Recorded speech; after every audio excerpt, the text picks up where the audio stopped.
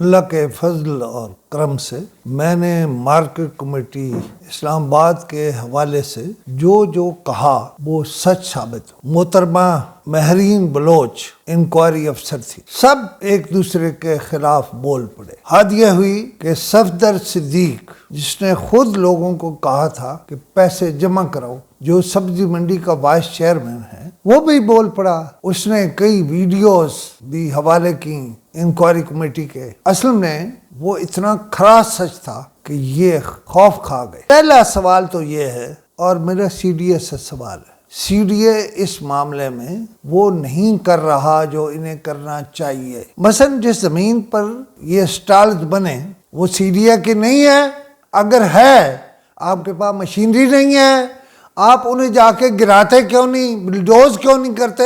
اندر سے آپ کا کوئی آدمی بھی ملا ہوا ہے۔ میں گواہی دیتا ہوں اس وقت تک جو کچھ چیئرمین سی ڈی اے نے کیا وہ درست ہے، اور جب بھی انہیں کوئی بات بتائی جاتی ہے وہ اس پہ فوری ایکشن کرتے ہیں۔ ساجد عباسی جو چیئرمین مارکیٹ کمیٹی تھا وہ پھر گیا ڈی سی کے پاس میری اطلاع کے مطابق، لیکن ڈی سی نے انہیں کہا، عرفان میمن صاحب نے کہ حضرت تشریف لے جائیے، پہلے اپنے آپ کو کلیئر کیجئے، پھر ہم آپ کا ساتھ دیں گے یا آپ کو بحال کریں گے۔ اور میری اطلاع یہ بھی ہے کہ آئی سی ٹی نے خط لکھ دیا ہے ساجد عباسی کے بارے میں، کس کو؟ وزارت داخلہ کو، اور انتظار کر رہے ہیں کہ وہ کیا کریں۔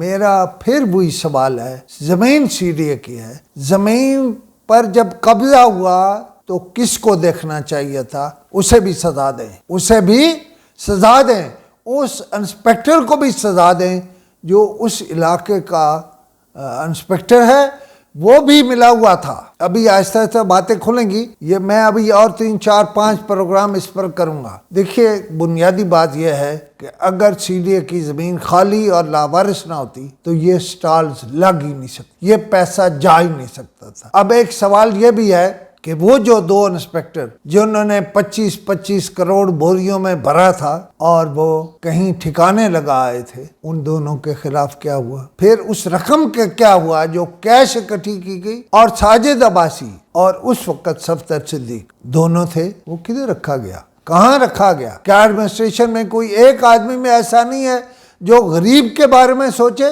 جو غریب کی بات کرے؟ اور دوسرا، ہم افغانوں کے ذمہ دار نہیں ہیں، ہم افغانوں کے ذمہ دار نہیں ہیں۔ جو بھی وہاں لیڈر بنا ہوا ہے وہ اپنے ملک سے اچھا نہیں کر رہا۔ میں کچھ اور بھی کہہ سکتا تھا، میں نے نہیں کہا۔ وہاں افغانوں نے تباہی مچائی ہوئی ہے، نکالیں افغانوں کو اس سبزی منڈی سے۔ اس شہر میں سارا جرم ان کی وجہ سے ہوتا ہے۔ پھر کسی نے یہ معلوم کیا کہ تمہارے اور منصوبے کیا تھے، دیوار کے باہر کیا کر رہے تھے، دیوار کے ساتھ کیا کر رہے تھے، اور یہ جو اب بہت ساری زمین آپ نے 4 دیواری پھیر کے وہ دے دی ہے کہ یہاں پلانٹ، آپ کون ہے پلانٹ بنانے والے؟ سی ڈی اے اور صرف سی ڈی اے۔ اور یہ اگر قبضہ ہوگا تو سی ڈی اے کے متعلقہ انسپیکٹر، متعلقہ افسر، متعلقہ ڈائریکٹر جنرل کی مرضی سے ہوگا۔ ہمارے علاقے میں ایک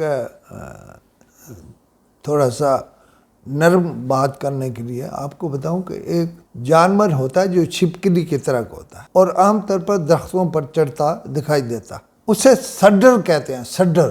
اسے دیکھ کے بچے منہ بھینس رہتے ہیں کہ اس نے اگر ہمارے دانت گن لیے تو دانت گر جائیں۔ اس سبزی منڈی یا فروٹ مارکیٹ یا مارکیٹ کمیٹی میں بھی سڈر والا معاملہ ہے۔ پہلے تو سارے ملے لے اکٹھے کر لو، اور بھائی جتنے اکٹھے ہوئے ہیں، میں کہتا ہوں کہ 25 کروڑ کی گواہی تو سارے دے رہے ہو نا، یہ تو وہ انسپیکٹر بنائیں گے جب پرچہ ہوگا، جب اندر ہوگے، جب سارا۔ ابھی تک پرچہ کیوں نہیں ہوا ناجائز قبضے کا؟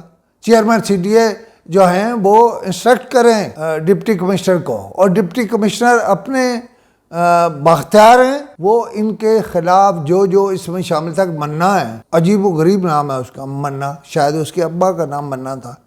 وہ کہتا میں تو نہیں تھا۔ یہ تصویریں ہیں اس میں، آپ دیکھیے گا کہ منا صاحب کیا کر رہے ہیں، پیمائش کر رہے ہیں۔ منا صاحب نے کیا کیا؟